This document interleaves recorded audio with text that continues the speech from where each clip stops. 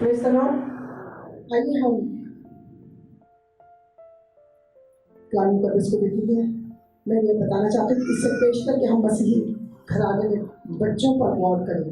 यानी खानदान में मेन जो चीज़ है वो क्या है? हमारे बच्चे यानी औलाद। इससे पहले हम बानी मुक़द्दस के मेयार का जायज़ा लेंगे कि खुदावंद क्या चाहता है। खुदावंद का मेयार या स्टैंडर्ड जो है वो हमारे घराने के लिए एज ए पेरेंट्स क्या है, एज ए माँ बाप क्या है, वो हमसे क्या डिज़ायर करता है या उसकी ख्वाहिश क्या है कि हम कैसे माँ बाप बने। वही घराना खुदावंद में मकबूल और बाइज़्ज़त होगा जो उन असूलों की जो उसने मसीही खानदान के लिए बनाई है वो पैरवी करेगा। वो सरफराज होगा, इज्जत पाएगा, शोहरत पाएगा और खुदावंद उसे बुलंदियों पर लेकर जाएगा, इस दुनिया में भी और उस दुनिया में भी। आमीन। मेरे साथ निकालिएगा the book of Matthew chapter 16 verse 24 to 26। मत्ती रसूल की मार्फत लिखा गया अंजील बयान उसका 16वां बाब और 24वीं आयत से 26वीं आयत को हम देखेंगे। 2 आयत हम पढ़ेंगे और मैं रिक्वेस्ट करूँगी पास्टर साहब से, पास्टर ओवैसी, कि वो माइक किसी खादम के हाथ में दे दें ताकि वो पढ़ने में रहनुमाई करें।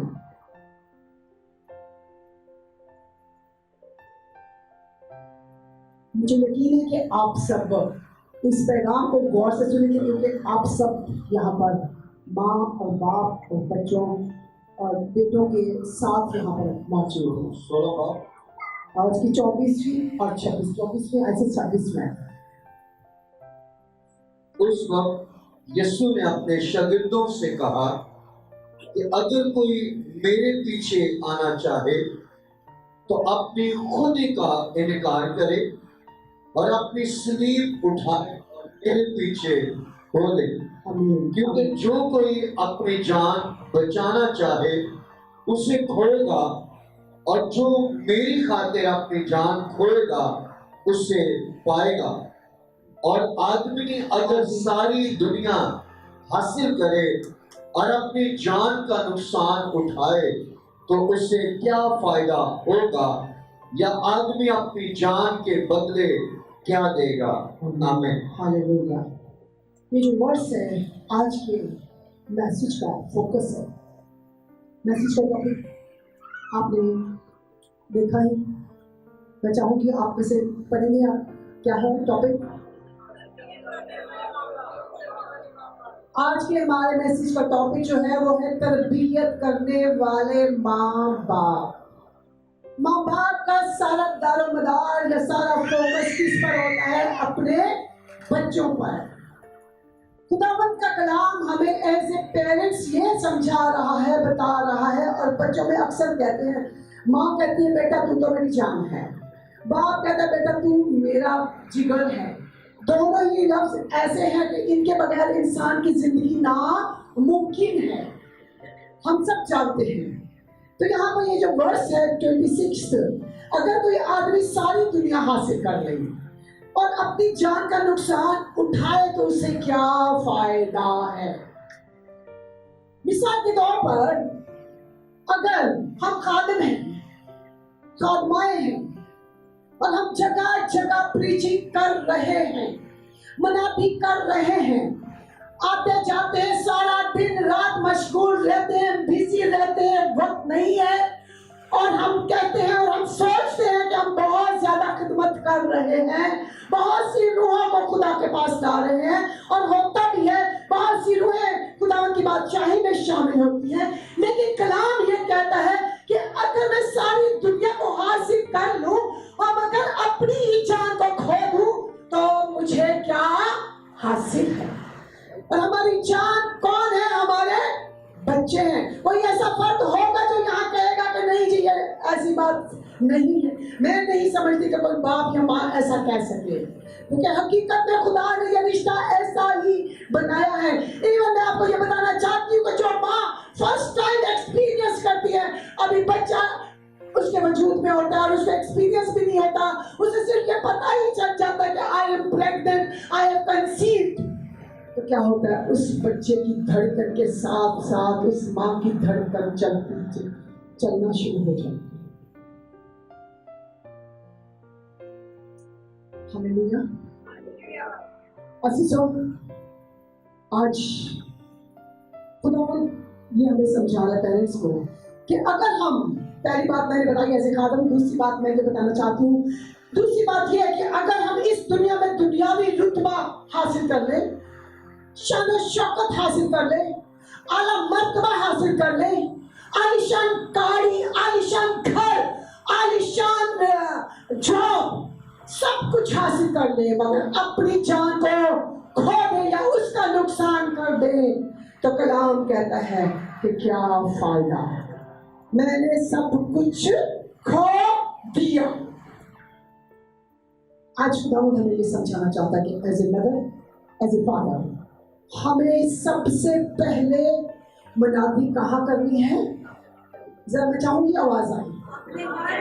हाँ जी, मैं देखूंगी बहनों की आवाज ज्यादा आती है या भाइयों की। आज जरा थोड़ा सा ये भी पता चलेगा, वैसे तो बहनों की तादाद ज्यादा होती है, ये तो हम हर रोज ही कहते हैं, तो आवाज भी ज्यादा होगी, लेकिन मुझे लगता है कि आज जो है ना भाई अपना जोर जरूर दिखाएंगे। आमीन आमीन। चले जरा मुकाबला हो जाता है। हाँ जी, क्या है, क्या क्वेश्चन था? सबसे पहले मनादी कहाँ करनी है? बहनें बोल रही है सबसे ज्यादा मनादी सबसे पहले कहाँ करनी है? यस। अब भाइयों की बात है, सबसे पहले मनादी कहाँ करनी है? वेरी गुड, एक बार और, एक बार और। Hallelujah hallelujah. जैसे कानून का 10 मिनट तो यीशु मसीह को जब हम देखते हैं तो उसने यही हुक्म देते क्या करना, कहाँ से आगाज करना? यरूशलेम से, अपने घर से, फिर यहूदिया, फिर सामरिया, फिर आगे, फिर आगे। प्रेज़ द लॉर्ड, आगे चलेंगे। अजीजों, हमें खुदा यीशु मसीह ने जब ये हुक्म दिया है, बोझ दिया है, और ये हमारा फर्ज है, ये हमारी ड्यूटी है, तो उसने हमें बेआसरा नहीं छोड़ा, बल्कि उसका हल भी हमें दिया है। इस प्रॉब्लम को सॉल्व करने के लिए उसने हमारी रहनुमाई और मदद भी की है। Praise the Lord. और वो क्या है? खुदावंद का जिंदा, वो क्या है? खुदावंद का जिंदा कलाम है। हाँ जी, इसके लिए मैं एक रेफरेंस पढ़ना चाहूंगी और रिक्वेस्ट करूंगी पास पढ़ने से वो पढ़ने का रहनुमाई करें। Proverb chapter 22 verse 6। हाँ जी, इंसान की किताब उसका 22वां बाब 6 आयत। लड़के की उस राह में तरबियत कर जिस पर उसे जाना है, वो पूरा होकर भी उससे नहीं मुड़ेगा। आमीन आमीन। सबसे पहले मैं इस बात पर एक वर्ड पर गौर कर रही हूँ। इंसान की किताब में अक्सर हम लड़के के बारे में जिक्र करते हैं। आप जानते हैं लड़कियों का जिक्र तरबियत में थोड़ा कम देखने को मिलता है। बच्चे ये हम नहीं कह सकते, ना ही कहेंगे, ना ही कह सकते, तरबियत दोनों की जरूरत है, मगर हम जानते हैं और इस वक्त भी शायद यही प्रॉब्लम थी, तो लड़कों की तरबियत में थोड़ी ज्यादा प्रॉब्लम होती है, मुश्किल पेश आती है। इसलिए बार बार सुलेमान बादशाह ने इस बात को फोकस किया है कि लड़के की तरबियत का किस राह में? उस राह में जिसमें क्या है जी? उसे मैं चाहती हूँ साथ साथ बोले, सबको समझ आ रही है? खुदावंद का पाक कलाम हमें हुक्म दे रहा है कि अपने बच्चों की उस राह में तरबियत करो जिस राह में उन्हें जाना है। सोचिए, अगर हमें पता नहीं है कि वो राह कौन सी है, तो हम उनकी तरबियत कैसे कर सकते? वो पेरेंट्स जो ये जानते ही नहीं है कि वो राह क्या है, वो रास्ता कौन सा है और हमें चलना कैसे है, जाना कैसे है, पहुंचना कैसे है, तो फिर हम अपने बच्चों की तरबियत भी नहीं कर सकते। और वो राह कौन सी है? क्या है जी? राह, हक और जिंदगी मैं हूं। कौन है वो? जोर से बोलिए, कौन है वो? जोर से आवाज है। मैं देख रही हूं कुछ भाई बहुत लेजी बैठे हुए हैं, सुस्त बैठे हुए हैं। And I don't want this. I want everyone alert. हर कोई होशियार रहे, क्योंकि आपने आज से तरबियत करना शुरू कर देना है। आमीन। तैयार है तो हाथों को लहराकर इजहार कर दीजिए। जो प्लीज मैं चाहूंगी कि आप अपने बच्चे को भी तरबियत करें अभी से। कैसे चर्च में बैठना है, तरबियत का ये एक हिस्सा है। इंग्लिश में इसका लफ्जी मतलब है डिसिप्लिन्ड पेरेंट्स। डिसिप्लिन जो लफ्ज है वो डिसाइपल से आया। डिसाइपल जो थे वो शागिर्द थे, और डिसाइपल का मतलब जो है पैरवी करने वाला। किसकी पैरवी करने वाला? यीशु मसीह की। यीशु ने किया वही उन्होंने किया। हम क्या है? डिसाइपल है। हम सब डिसाइपल है, हम सब शागिर्द हैं। हम सब ने डिसिप्लिन करना है। अगर हम अपने आप को डिसिप्लिन रखेंगे, करेंगे, तो अपने बच्चों को डिसिप्लिन कर सकते हैं। आमीन, आमीन। हाथों को लगाकर आमीन कीजिए। हालेलुया।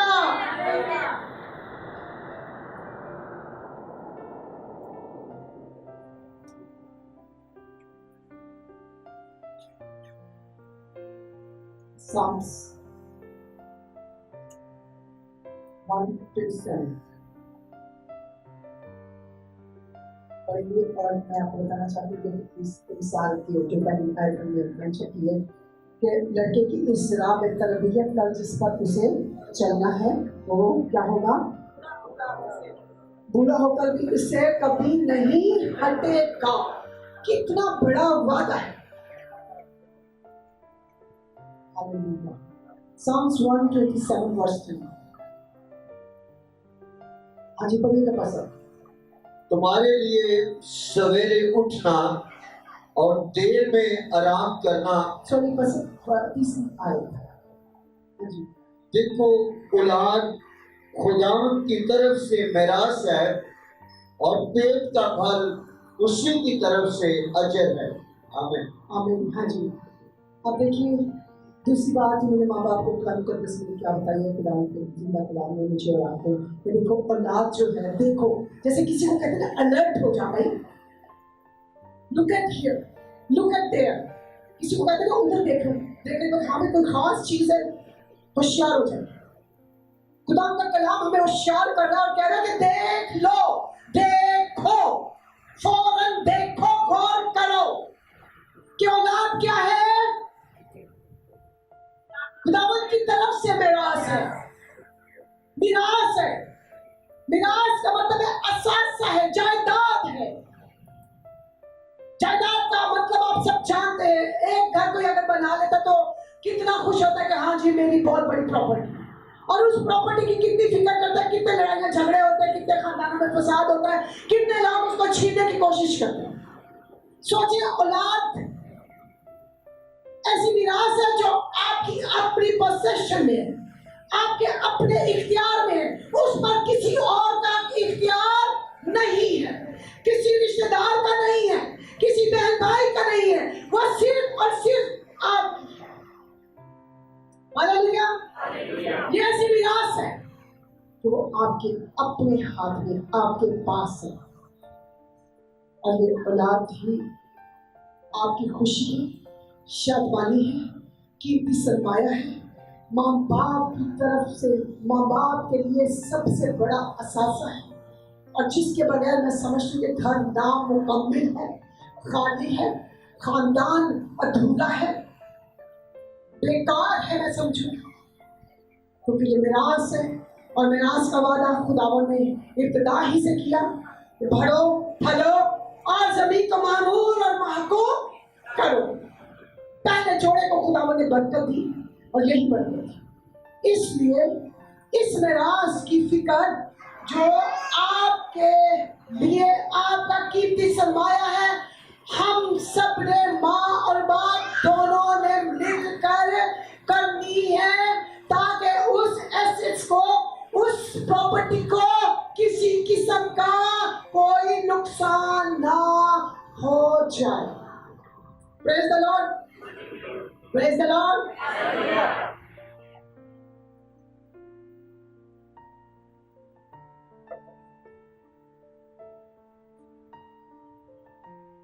अब एक और बात करना चाहती हूँ, अजीजों, बच्चे जो हैं, आपके बच्चे या मेरे बच्चे, आपका आने वाला फ्यूचर,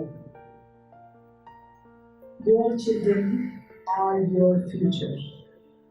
आज आप हैं, कल आपके बाद वो होंगे। आप ही के नाम को लेकर वो कल नेक्स्ट जनरेशन में आपके नाम के साथ आने वाला फ्यूचर है। जो आज आप हैं, दूसरी बात वो ही कल आपके बच्चे होंगे। खास बात ये नोट करें, आपका फ्यूचर आपके बच्चे, आपके बेटे और आपकी बेटी है। अब माँ बाप का फर्ज क्या है? मसीही घराने में वालिदैन का फर्ज।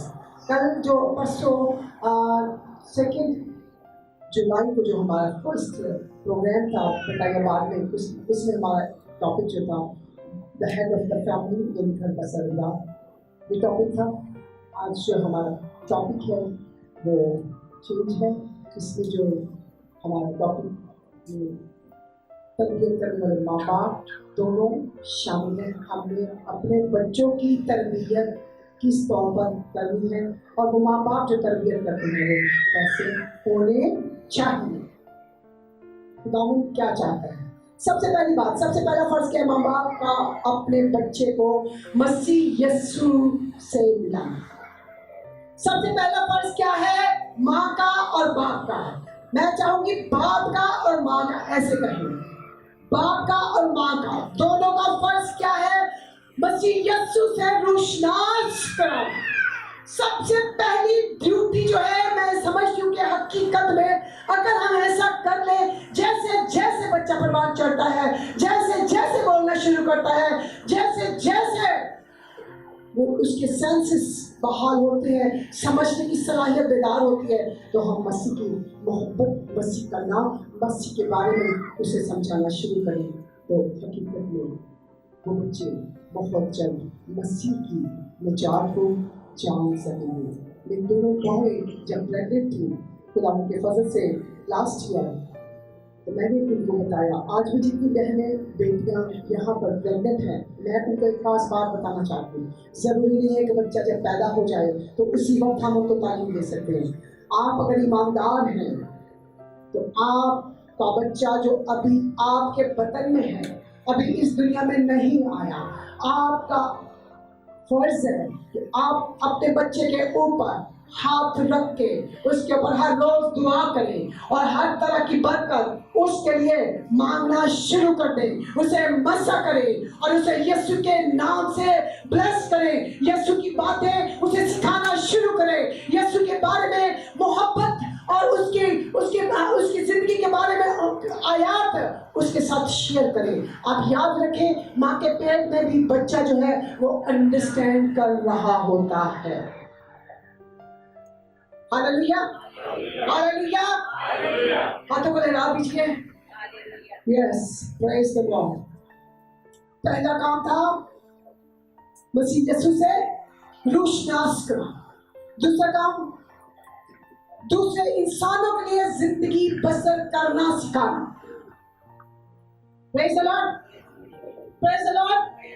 मसीह यीशु के बारे में जब हम रोशनास करा देंगे, मसीह की मोहब्बत जब हमारी जिंदगी में आ जाएगी, तो यकीनन दूसरा काम, जो दूसरा स्टेप है, वो ये होगा कि हमने अपने बच्चों को ये भी सिखाना है कि हमें जिस माशरे में रहना है वहां पर अपने आसपास, अपने बहन भाइयों से, अपने अजीजों से, अपने आस पड़ोस से, अपनी सोसाइटी में, अपने माशरे में, अपने स्कूल्स में, अपनी यूनिवर्सिटीज में क्या करना है, क्या करना है,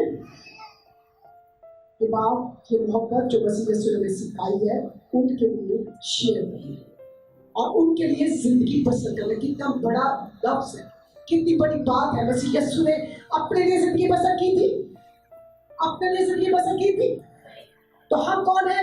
मैंने भी बताया था डिसाइपल का मतलब क्या है, पैरवी करने वाला। तो हमने किसके लिए जिंदगी बसर करनी है? यीशु मसीह के लिए। हालेलुया। तो मसीह यीशु ने भी अपनी फिक्र नहीं की थी, बल्कि हमेशा उसने दूसरों की फिक्र की। मेरा और आपका भी ये काम है कि हम दूसरों के लिए जीना सीखें और अपने बच्चों को सिखाएं। पहला हुक्म क्या है? खुदावन अपने खुदा से, अपने सारे दिल, अपनी सारी जान से। दूसरा हुक्म क्या है? अपने पड़ोसी से अपनी मालिक मोहब्बत रखो। ये वही बात हो गई। Hallelujah, hallelujah, praise the Lord. आगे चलेंगे। तीसरी बात, अगर आपका बच्चा खादम है या नहीं, आपने उसको खुदावंत की खिदमत करना सिखाना है। ये ना सोचे कि मेरा बच्चा, मैं तो पास्टर नहीं हूं, मैं तो खादम नहीं हूं, मैं मुबश्शिर नहीं हूं या मैं मुबश्शिरा नहीं हूं, इसलिए मेरे बच्चे को या मेरी बेटी को, मेरे बेटे को तो जरूरत नहीं है कि वो खुदा की खिदमत करे। अजीज बहनों, भाई और बेटियों, मैं ये बताना चाहती हूँ कि अगर आप खादम और खादमा नहीं है, लेकिन आप ईमानदार तो हैं। हर ईमानदार का ये फर्ज है, ड्यूटी है कि वो अपने बच्चे को खुदावंद जिंदा खुदा के घर में खिदमत करना सिखाए, उसके लोगों की खिदमत करना सिखाए और इस तरह लोगों के लिए जीना सिखाए।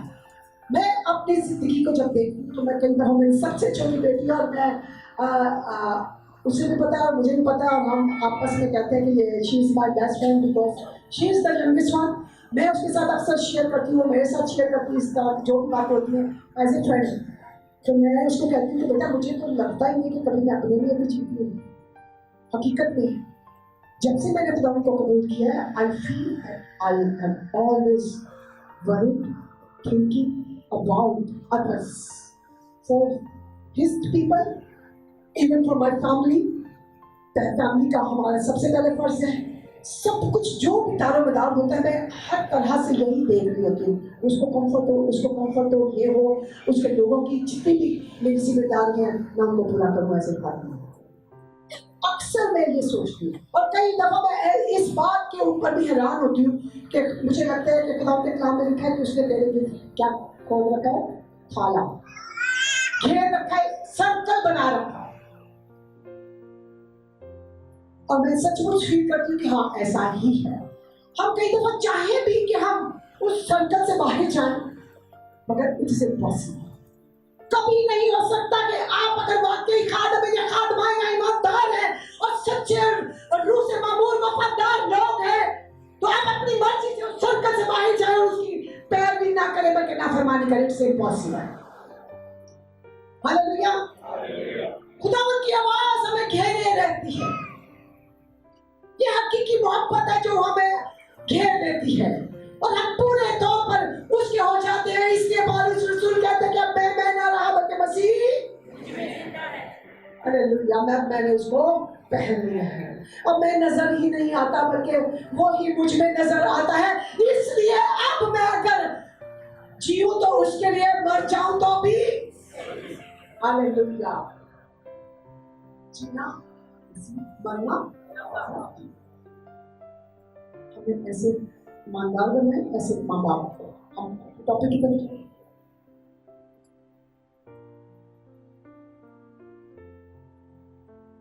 बता रहे थे, खुदा की खिदमत करने के लिए आपने अपने बच्चों को सिखाना है।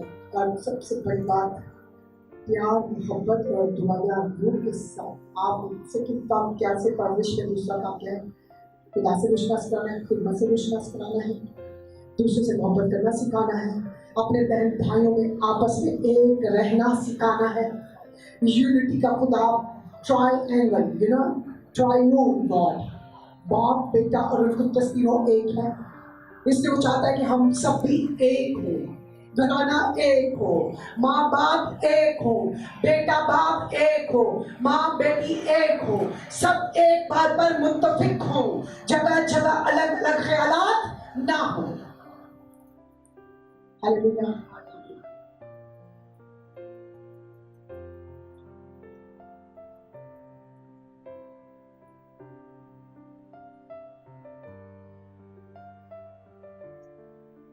अब हम देखेंगे कि इसकी तरबियत हमें कैसे करनी है। उससे 6 बात चलती है। Ephesians 6 verse 4, चौथी आयत को पढ़िएगा पास्टर।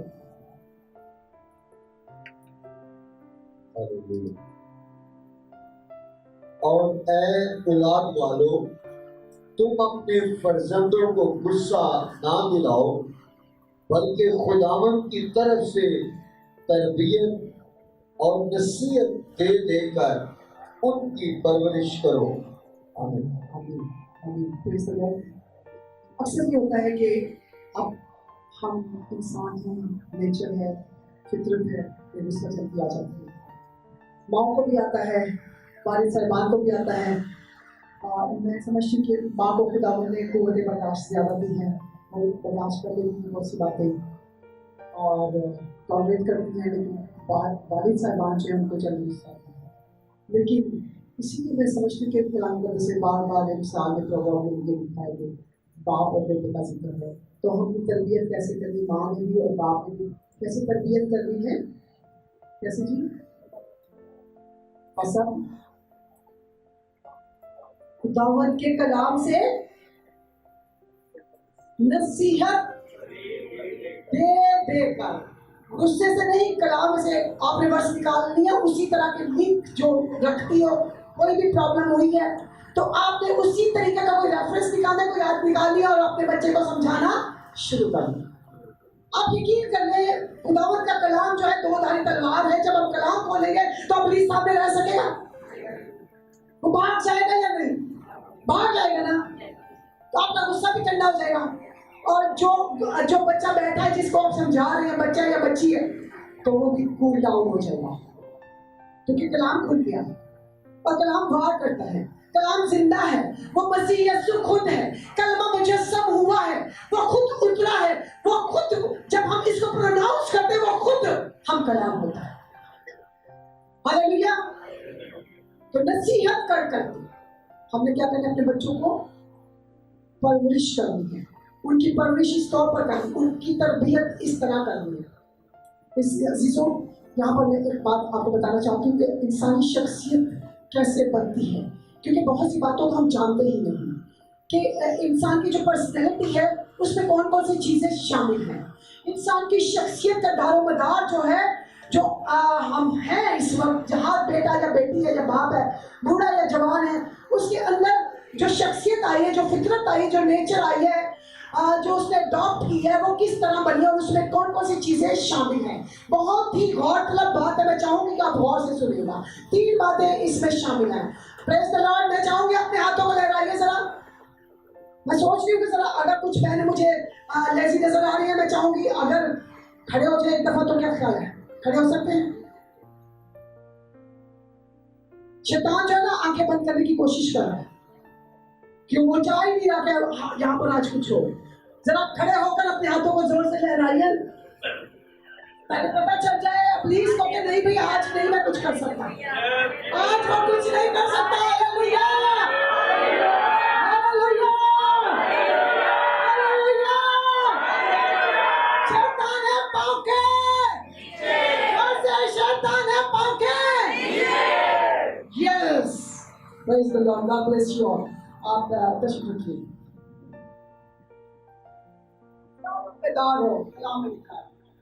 होता है उस वक्त हमें ज्यादा होशियार लगेगी, क्योंकि सबसे ज्यादा अबलीस जो है वो चर्च में ही आता है और लोगों को सुनाता है। आपको पता है ना, उसको पता है अब भी जो है सही टाइम में सही जगह सुना दो, ताकि सुना ही ना जाए किसी क्या होगी क्या बात।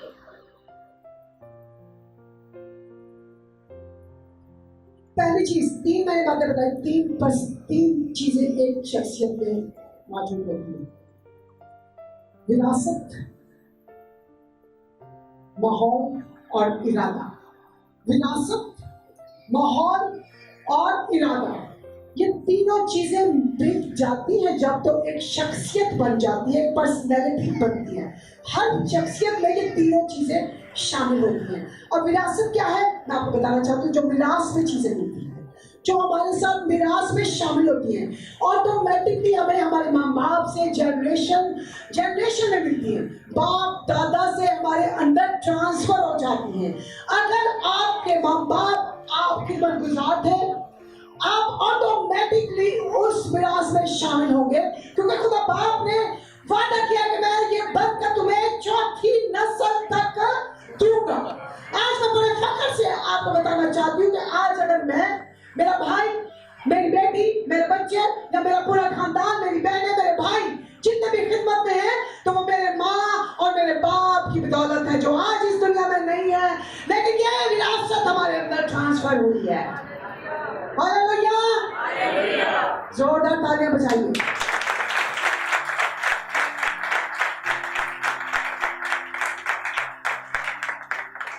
आज अगर आप खादम या खादमा नहीं और आप बुरी सोसाइटी में, बुरे लोगों में जिंदगी गुजार रहे हैं, तो याद रखें कि जो कुछ आप हैं, आपके बच्चे 100% वो ही होंगे।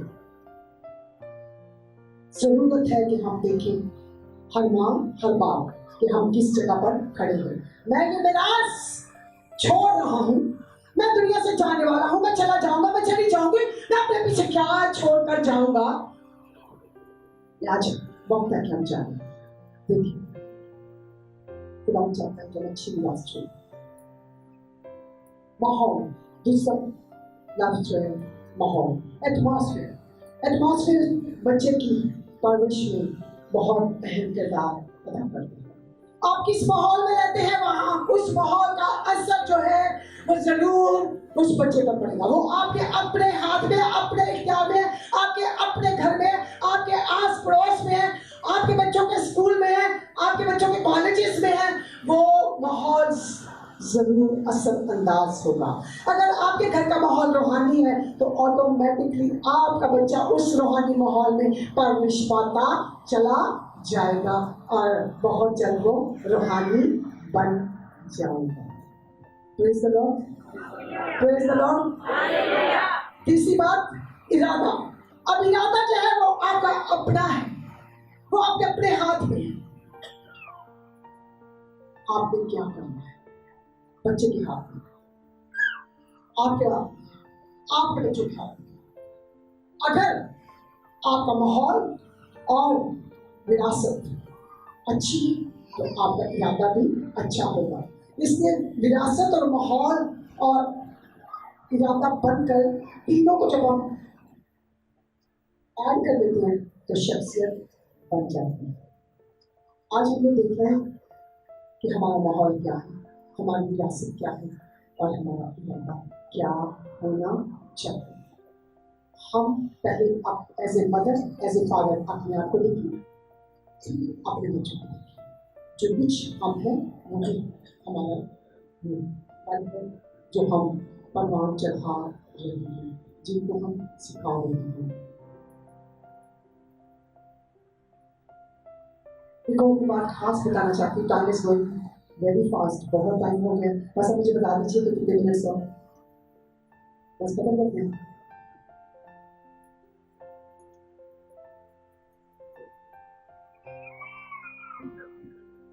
वैसे चंद बातें मैं जरूर बताना चाहूँ। 5 मिनट ले लें, मैं आपको बाइबल मुकद्दस में से कुछ रेफरेंस बताना चाहूँगी। तरबियत करने वाले माँ बाप कौन थे। पहली बात जरूर मैं कहूँगी कि बच्चे की तरबियत जो है सिर्फ पहले 6 सालों में होती है। क्या कहा जाता है कि अगर 6 साल तक आप अपने बच्चे को वैसे छोड़ देते हैं बगैर तरबियत के, तो उसके बाद भूल जाएंगे वो आपकी ख्वाहिश के मुताबिक एक अच्छा इंसान बन सकेगा। इम्पॉसिबल। जो कुछ भी आपने अपने बच्चे को सिखाना है, फर्स्ट 6 इयर्स हैं, मुमकिन जरूर होगा, लेकिन आपको उसके लिए बहुत जद्दोजहद करनी पड़ेगी कि वो खुदावन की तरफ मुड़े, खुदावन की तरफ आए। आप जानते हैं कि आज के माशरे में ये प्रॉब्लम कैसी है। बच्चों को खुदा के पास लाना किस कदर मुश्किल है।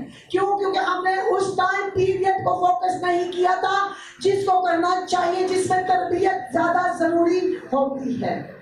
अब मैं एंड पे जाऊंगी। चंद मिसालें बताए बगैर मैं इसको एंड नहीं करना चाहूंगी। मूसा की मिसाल, आप सब जानते हैं कि मोसेस को समुद्र में से निकाला गया और महल में लाया गया। वहां पर उसकी माँ ही को खुदा ने प्रोवाइड कर दिया कि उसकी परवरिश करे। क्यों? क्योंकि वो जानता था कि एक बहुत बड़े लीडर को किसकी जरूरत है। उस महल की मलिका, फिरौन की बेटी, वो काम नहीं कर सकती। माल और दौलत कुछ नहीं कर सकता था। जो तरबियत उसकी माँ कर सकती थी और जो तरबियत उसने की उस महल में होकर, आप सब जानते हैं कि वो कौम इस्राएल को आजाद करवाने वाला मिस्र की गुलामी से।